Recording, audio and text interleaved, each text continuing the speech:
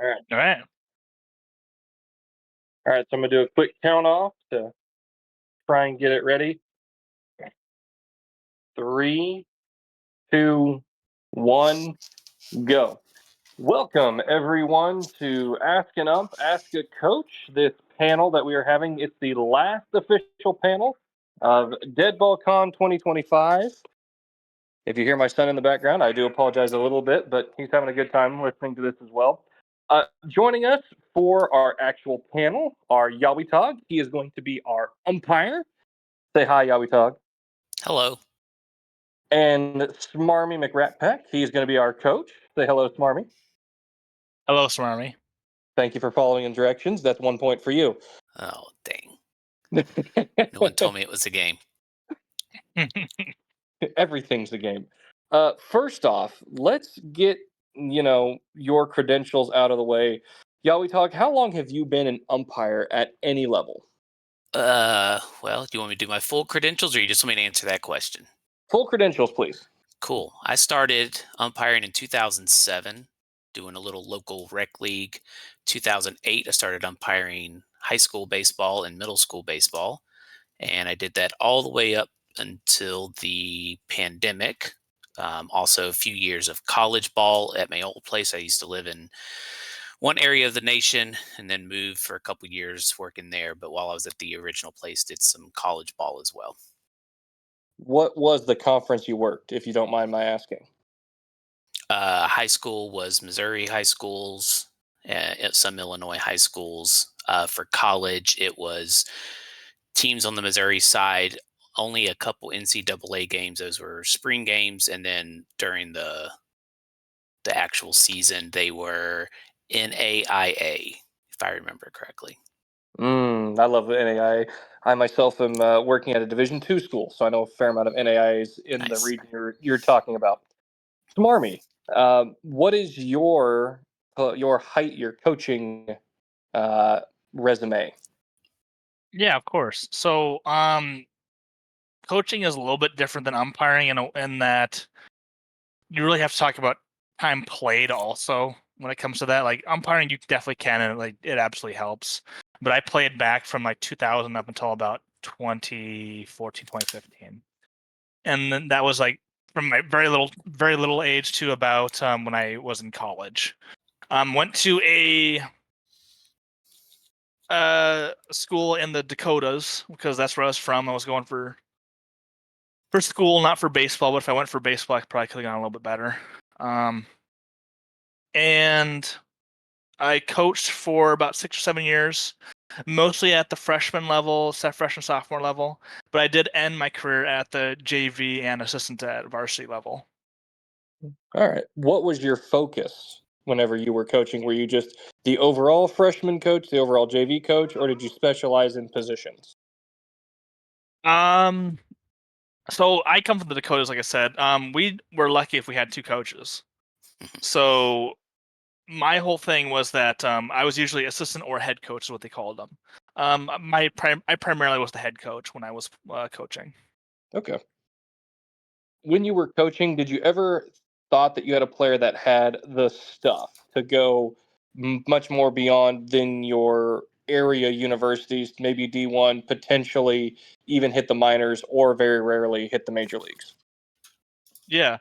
So I had a couple players that I had that one of them was an all-around amazing player, both hitter, pitcher, other positions, and that's typically what you see in high school is players that they're just athletic and good at what they do, whether it is pitching, catching, hitting, all of it. It doesn't matter where you put them; they're going to be good. I had one player that went 7 innings into I think it was a no-hitter, and on the last couple outs, he couldn't quite get it, and I pulled him immediately. I'm like, "That's all right, dude. I'll see you in a couple years when you're playing D1 baseball," and he is. This was back. Let's see. This is probably about 5 years ago that I saw him at the. Maybe 3 years ago, I saw him actually playing at a higher level than what I had been coaching him at. But I coached him probably about 2019. Okay. Along with that, how hard is it sometimes to make that call, knowing that you've got a kid that has really good stuff that could overpower anyone, and wanting to win today versus keeping them healthy for a potential future in the sport? Well, the thing is that like you have to understand that like what we're doing as coaches is we are there to foster a relationship between baseball and these kids, and not only that, but like just being better people in general. You're not playing high school ball to be the best high school player you can be. You're playing baseball at this time for one of two reasons: one, to have fun and enjoy yourself, and two, make it to the show. Like there's no in between. I've seen for the most part. Like most people are either I'm here to have fun or I'm here to make the show. And whether that's realistic or not is one thing or another, but like that's just the attitude you have to have as a ball player sometimes. So the idea is that at all times you're worried about the player. The only time you stretch that even a little bit is in like a state championship, because you want these kids to get looks. You don't want them blowing their arms out at that age. Along with that, and then I promise I'm going to get to some umpire questions, Yawetag. I just have two more for Smarmy as a coach. What do you feel about the specialization of not just players who want to play baseball year round, but those who may try to play basketball, compared to probably whenever you were in high school when the players were all around athletes playing football in the fall, basketball in the winter, and then baseball in the spring? I really recommend that young ball players play other sports other than baseball. I only played baseball and I tore my arm up, and that's very common amongst young baseball players, where you're gonna ruin your arm if that's all you do year round. Like that's all I did, and I still have inflammation in my arm constantly from it. I was only a catcher too. I had a really strong arm, just naturally strong arm, but like I struggled at the end of my senior year because I had such bad inflammation. I couldn't throw the ball across the plate, or across the plate back to the pitcher. So I got a cortisone shot, and I've had a couple of those, and it's not a fun thing to endure. So my recommendation is for those that feel like they are a good baseball player, yeah, absolutely focus on it, but like you need to be doing other things too and give your arm a break. Okay. I just decided I'm going to hold off on my last question for you for a little bit later. Sure. Yawetag, Yes, sir. as an umpire, what is one of the things that you felt was the most important for getting into being an umpire? Always reading the rule book. Like even if you think you know it, you're always studying year after year. The rules change. It might be slight, but you're always on top of the rules. That was always, to me, seeing new umpires come in, the ones who you could tell have read the book and not just have used their past as a player or a fan, always ended up being the better ones on the field.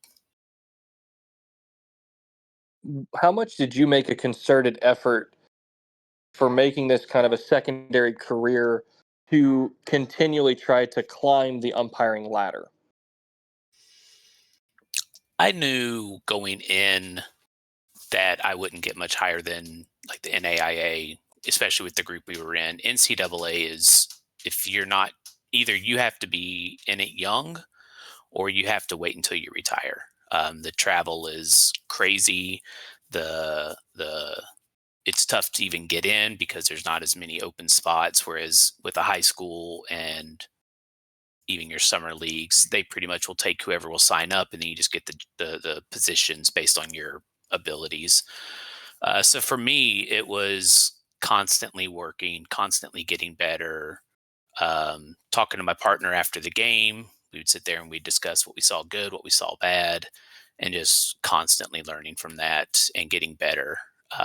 Some networking's involved, making sure that your assigners putting you on games with people who actually have the say on who gets the better games always helps.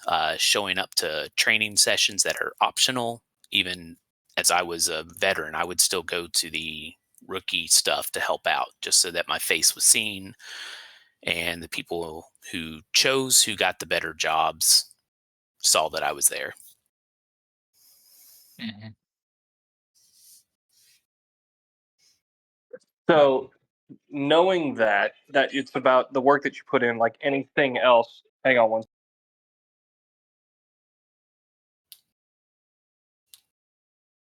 with him taking a minute, I just want to say that I really agree with what you said, Yawetag. It's common to do those, like, if you want to be good at what you do, you have to be a student of the game. Like, you have to be constantly studying the rule book. You have to be constantly watching the game. You have to constantly be not just watching it, I don't mean just when you're actively there. I mean watching Major League Baseball or watching other games. You have to be constantly doing something involving the game, and it's not just oh, this is a fun job. It gets nasty at times. It becomes not fun at times. Absolutely. I haven't umpired since COVID, but I still, when I watch games, I still watch the umpires.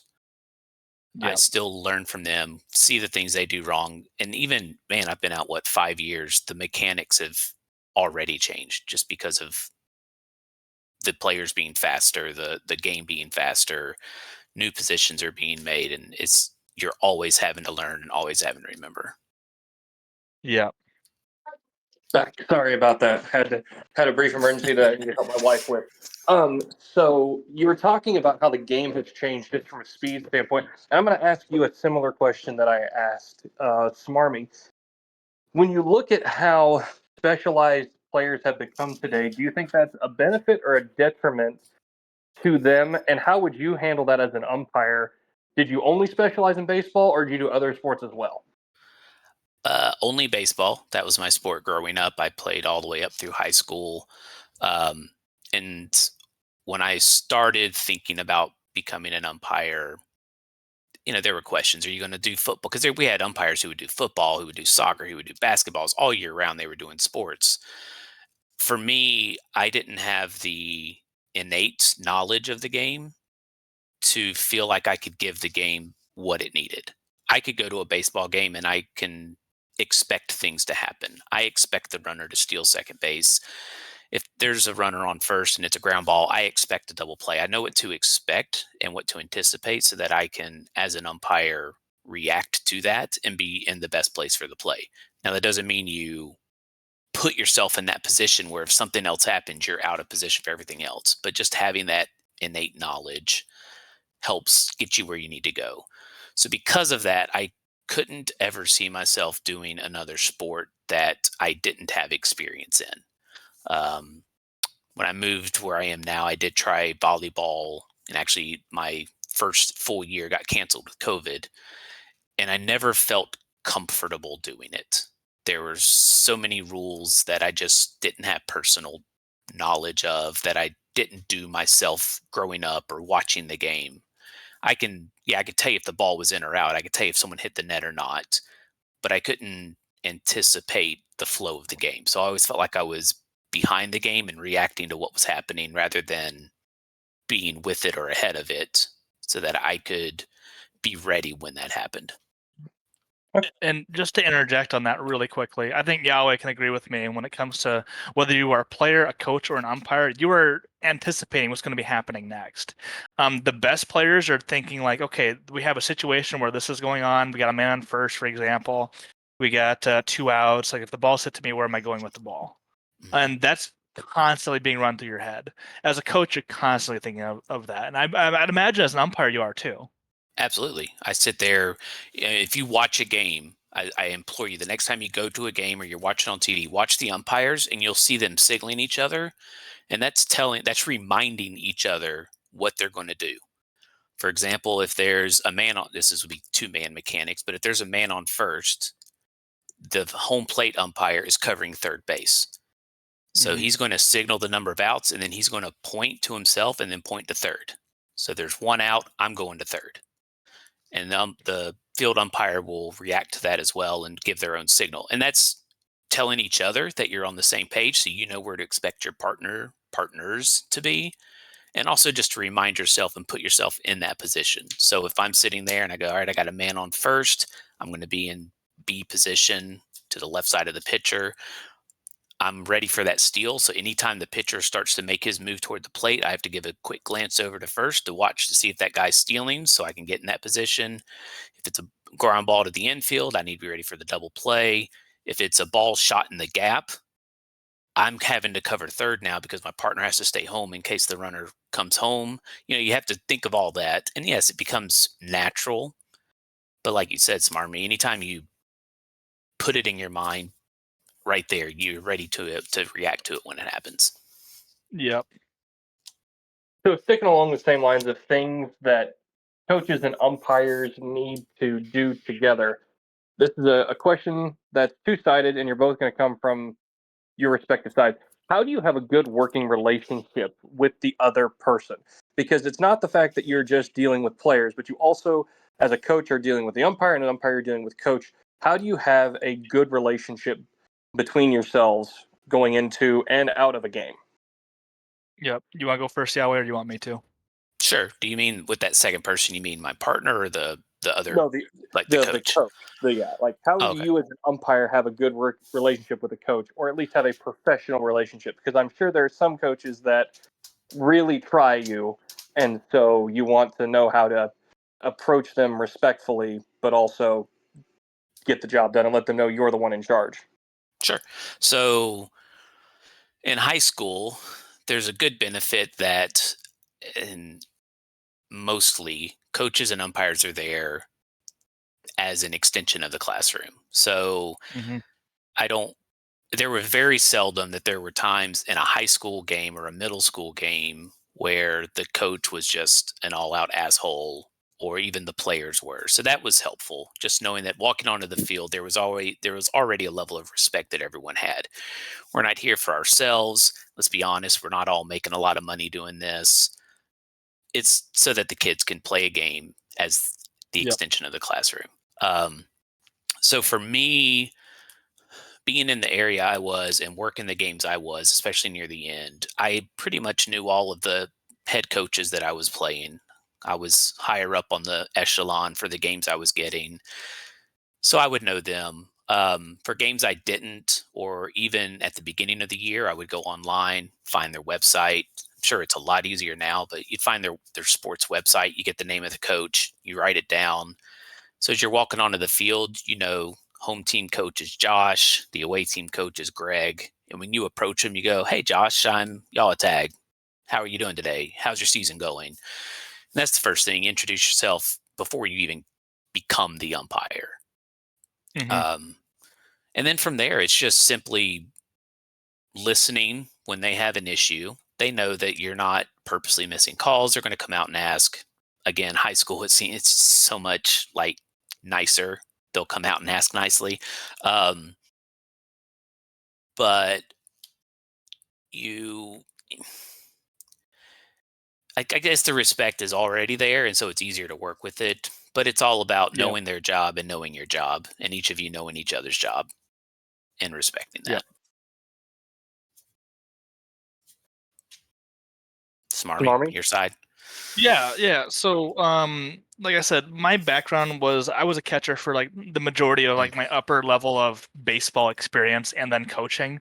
So my perspective is a little bit different than like let's just say like you're just a volunteer coach or like you're somebody that like has not played in that position that I played in. Like I was a catcher for like 10 years. So I'm very familiar with like, you know, talking with umpires and mhm. making sure that you protect them and making sure that you don't piss them off because like it's not a thing where like any umpire is going to intentionally call something wrong. That doesn't happen really. And if they do, then they're just a scrub that shouldn't be umpiring. Right. Um, but like for any umpire, you want to make sure that you're, as you said, like you're cordial. I mean, you're there for not for yourself, you're there for the kids. I mean, that's the whole reason you're there. Um, you go in kind of with the expectation that like, well, the umpire's he's kind of the man right now. Like, you gotta make sure that like, while it's not a situation of us versus them, you have to understand the umpires kind of hold a lot of control over your game. Whether that's innate or whether that's more of like a it's just kind of the reality of the situation. So if you go in there and you want to argue with umpires, like you shouldn't be coaching for one thing.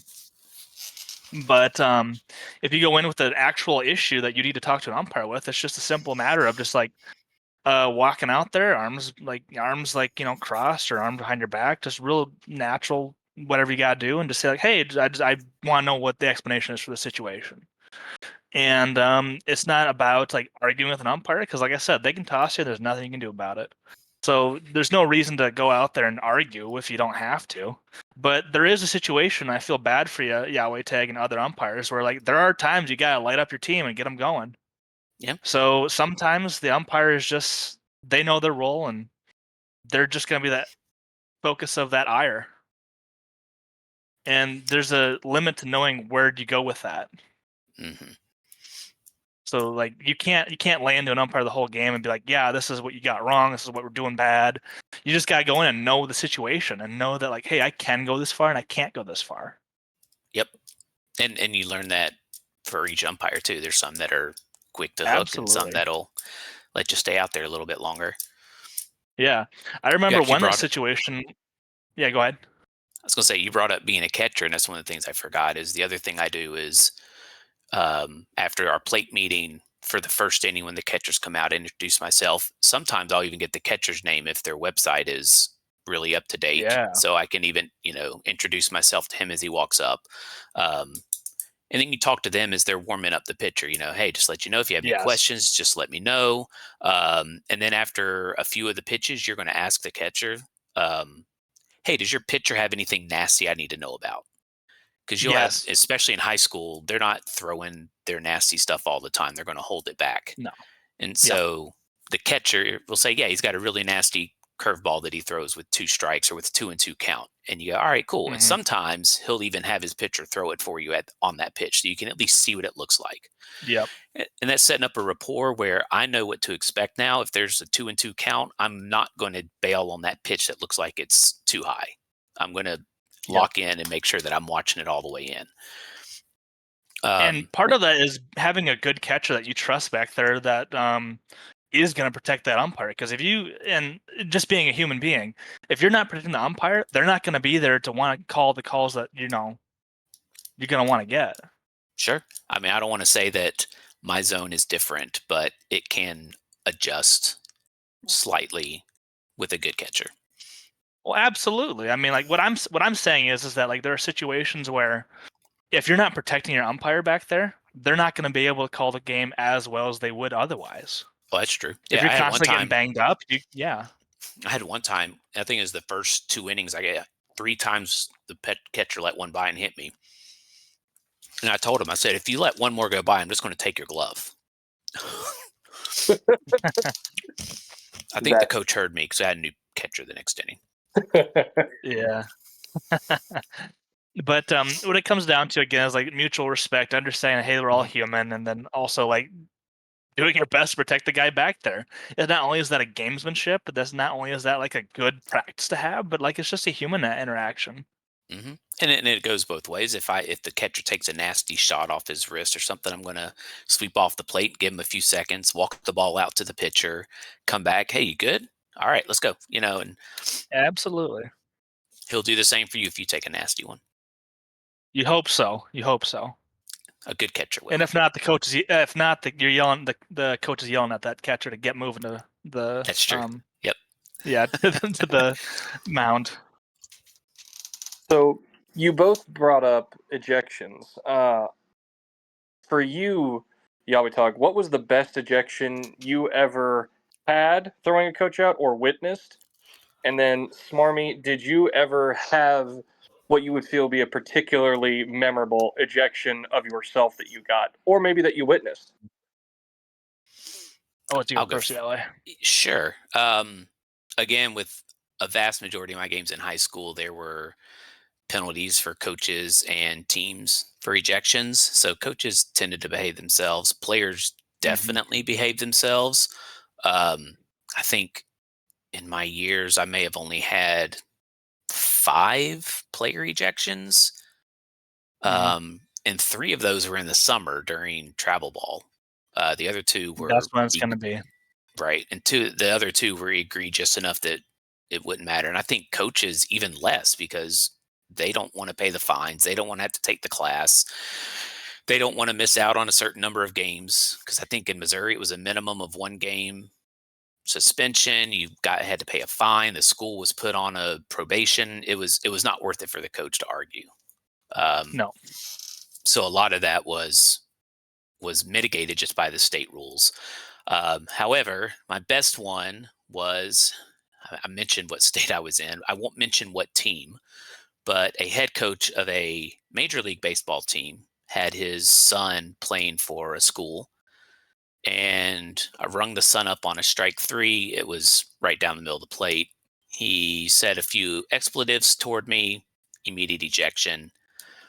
He goes off the field. Between innings, the coach comes up to me and says, "Thank you. I hate having him on my team."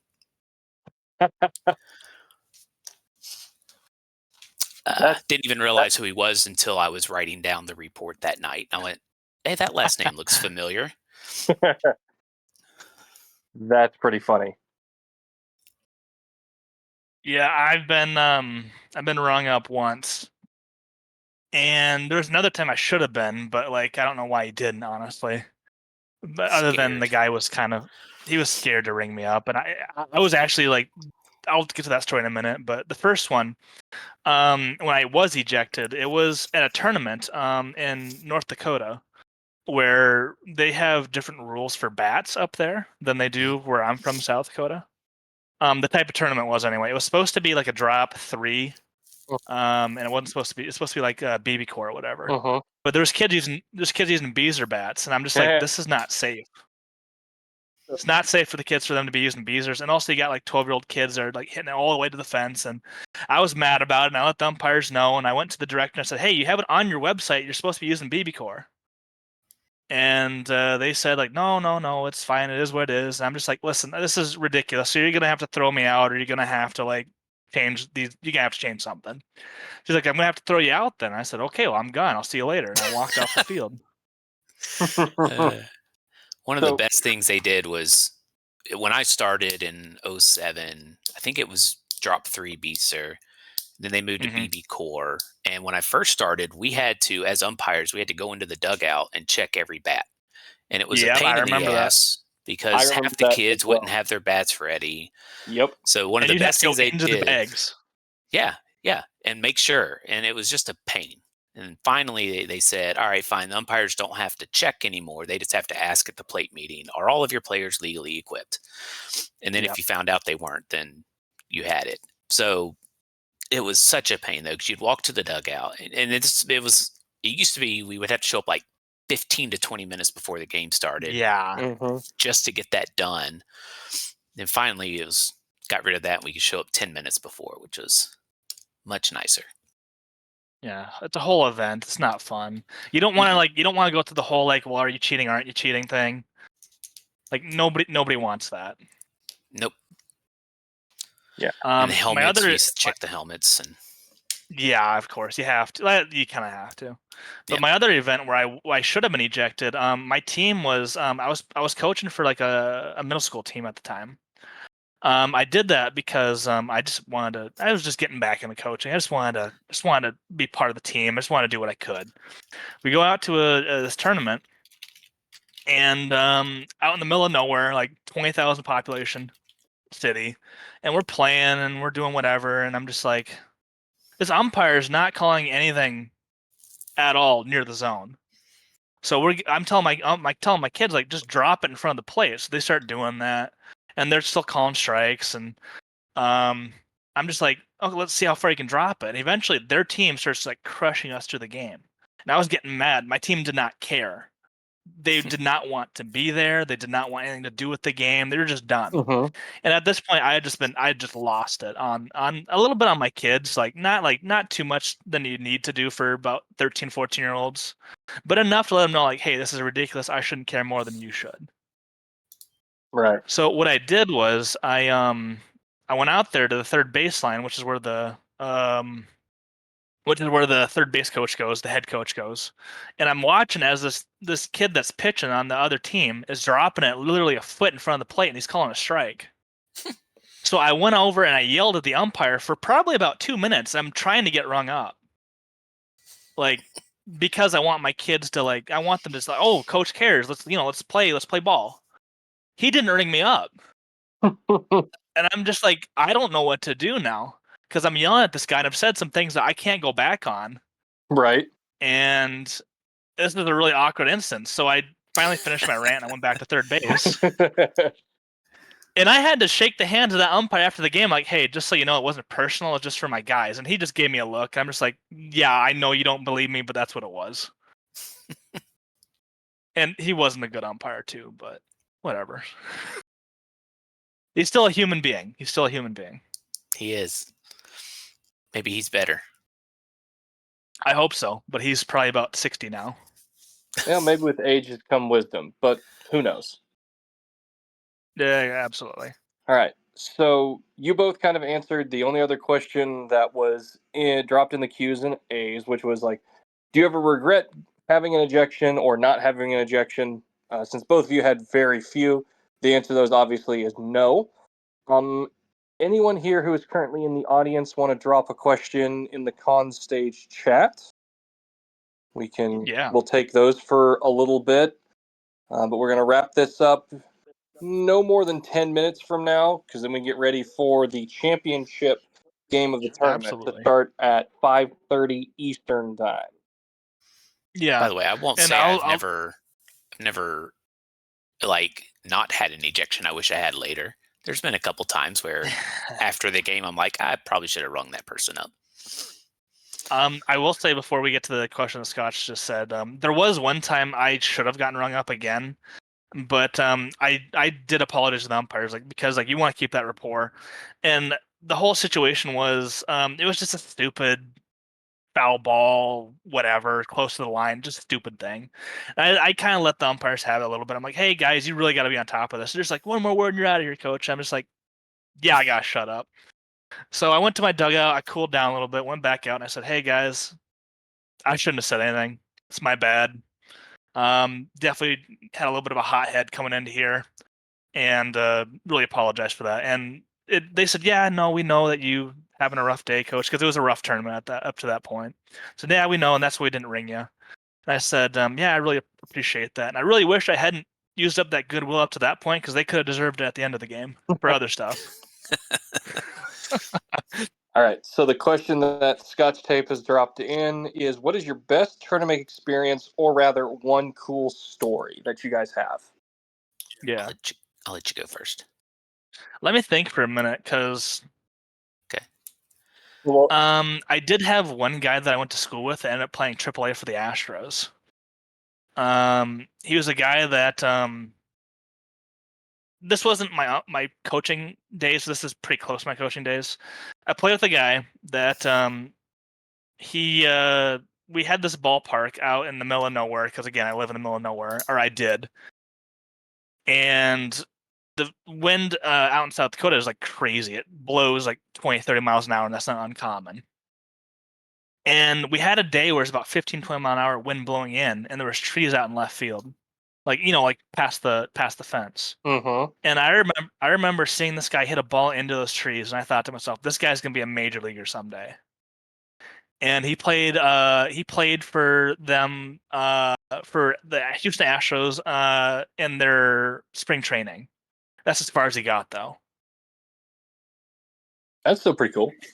Yeah. It was really cool. I'm happy that I know the guy. He's a really great dude. Yeah, we talk. I got two I'll talk about. Early on in my career, I was doing a JV game, maybe even a freshman game. One of my first plate games of my career, at least in high school. And we get in there, the game it's smooth sailing. And if anyone's ever watched freshmen or JV, they don't usually go this smoothly. It was like a 1-0 game, maybe 2-1. We get out of there, we're walking back to our car, and passing us is a mom carrying her lawn chair. She goes, "Is the game already over?" We're like, "Yeah." She goes, "Oh man." You don't realize how, you can tell it was a quick game or it's been a long game, but you really don't know how long until you get to your car and you look at your watch. Yeah.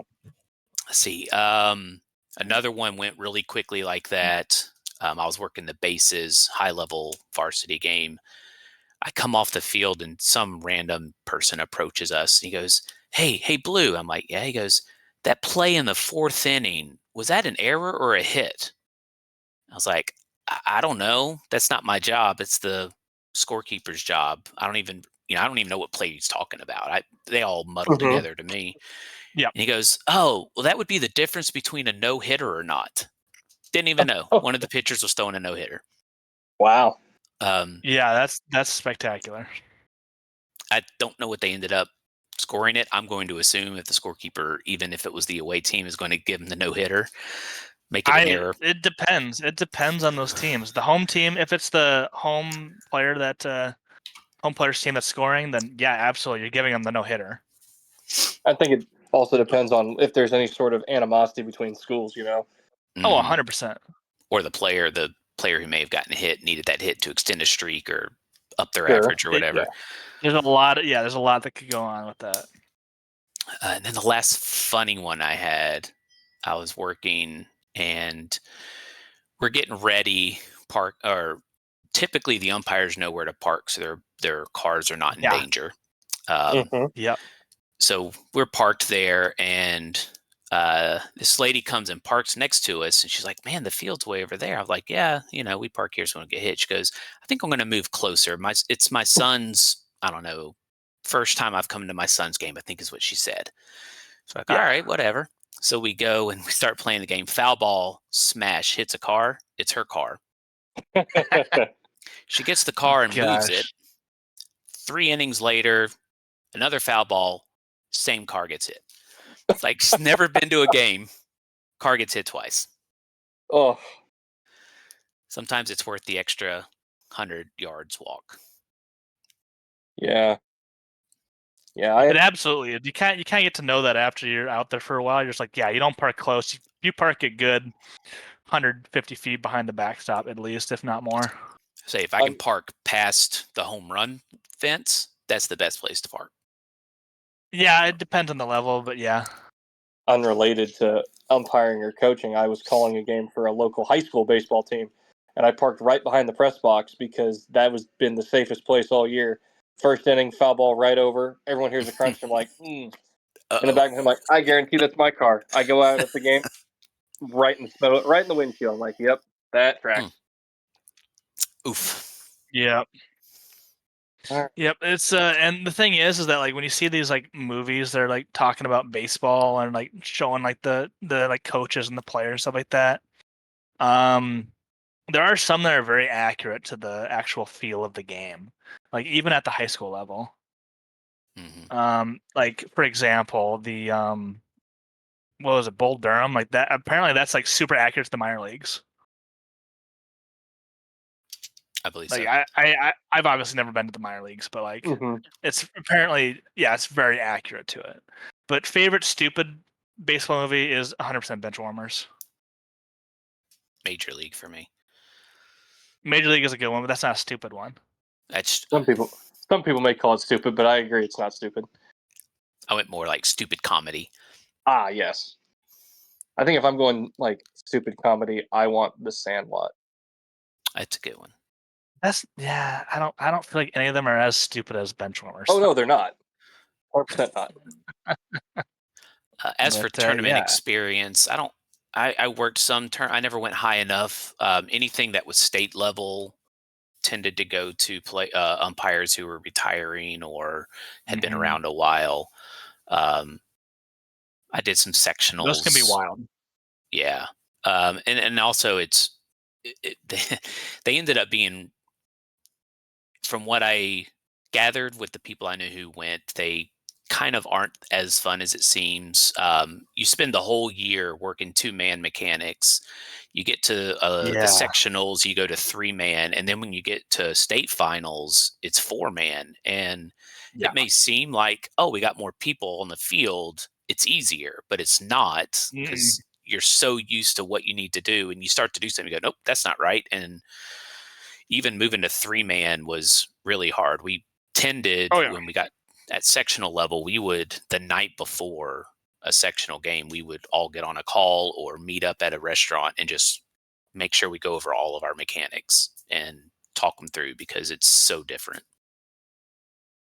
Well, I appreciate your level of professionalism when it comes to like umpiring, because I met a lot of umpires in the Dakotas that didn't know their ass from their hat. And to be fair, I worked with some of them too. So Well, And that's it's just nice to hear that sort of thing, you know, because like where I'm from, like it's all volunteers or they're paid very little. Mm. So it's just nice to hear this. Thank you. I remember my first year when I worked the rec league. I went in, saw a little sign. It's like, "Hey, umpires needed. Call this number." Called him, showed Mhm. up, and he was like, "Oh, and you'll be making $12 a game or something." I was like, "What? I get paid to do Jeez. this?" And by the end of the season, I was one of the highest paid because I just put so much time and effort into learning. But Yeah. yeah, even I there, it was the quality of the yeah. umpiring is not what you would want.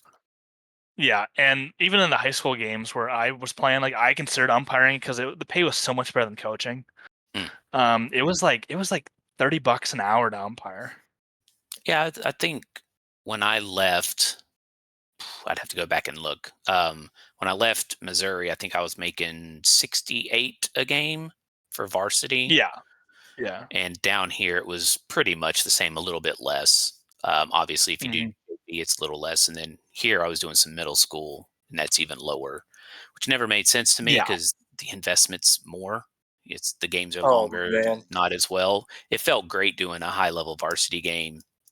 You're done in an hour and a half to 2 hours. The play's great, yeah. and you're making the same money as the guy. You're driving home, and you see that the varsity game at the lower level teams are still going on. You're like, well, that sucks.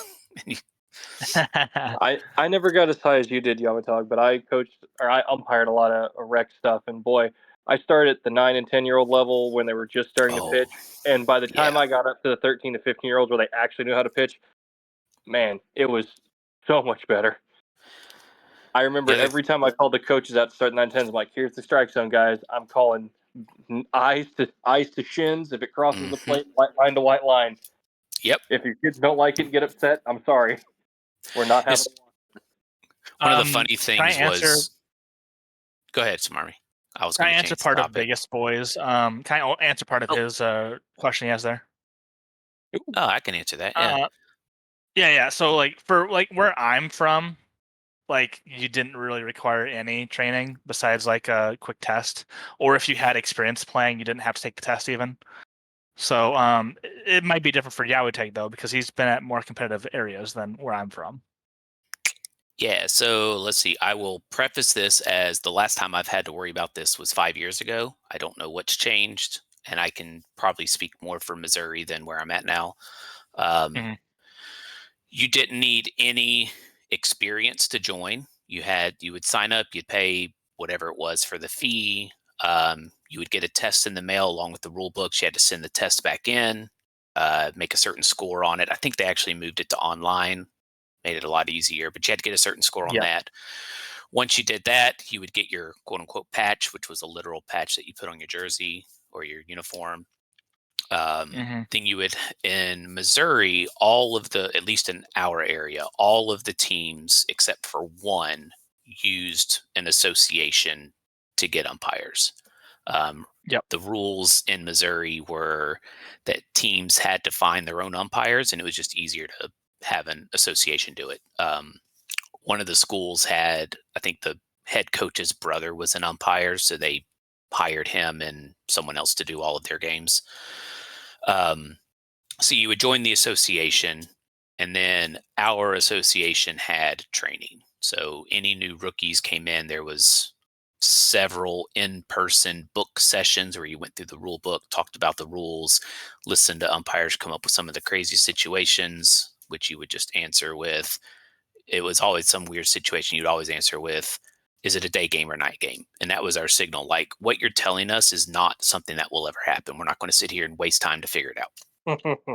Um, so we would do the in book sessions, and then there would be at least one required, usually two, depending on the weather, because we're talking early February in Missouri, Yep. kind of cold. So at least one, maybe Hmm. two required on the field sessions where we go over 2-man mechanics. We would also have a bunch of optional stuff where we would get in batting cages and see pitches for home plate umpires. Sometimes we would have teams that were doing scrimmages early on. We would get players out there. We'd rotate Yeah. umpires in and out to to practice. So for high school, as far as I know, anyone can join anywhere without any experience. Once you get to that's higher what I did. level, higher level. So if you want to get into higher level varsity, college, a lot of that requires on whoever that association, whoever runs those games as the umpire association, to ask you to do them. So got to know who the people, let them see that you're good, and they'll put you into those games. And a lot of getting coaching jobs and umpiring jobs, I would say, also is who do you know? You might be know differently about the umpiring side, but I know as coaching, like I moved to Florida, I couldn't find a coaching job if I wanted to. Mm. But back home, I could if I were back home, I'd be able to find a job pretty easy. Yep. We always told, I am not an ass kisser. I hate networking with people. I feel like my work should tell people who I am. So I wasn't the type who would go out and drink with the administrators of our organization or whatever. I figure I'll work the games, I'll be available, they'll see I'm good, I'll work my way up. And that's kind of what I did. And yeah, eventually those people became friends because I would work with them and we would be partners who would work games, and they would get to know me through that. So yeah, but it is true. I moved here to my new state, and I was instantly, they were like, well, you're going to have to work middle school games and JV games your first year and freshman games because we don't know who you are. And it's like, oh, it kind of sucks. I've been doing this for 15 years now, but okay. And I did to an extent, I kind of understand it though. Oh, definitely. They don't know. They know nothing about the organization I came from and the training we did and my abilities. And just because I was working divisional and sectional tournament games doesn't mean I was good. Exactly. All right. Not so that you weren't, but like, you don't, Right. They don't know. All right. Well, I think we're going to call it there so that we can get ready for the championship game that's supposed to start here shortly between Kannapolis and Whitehorse. I believe they'll get set up in Game Voice 1 if you want to listen to it directly. Otherwise, hang out here on the con stage and we will watch it there. I want to thank Smarmy and Yawetag so much for your time and your insights, as well as those of you who provided questions. Thanks Thank for having you, us. everyone.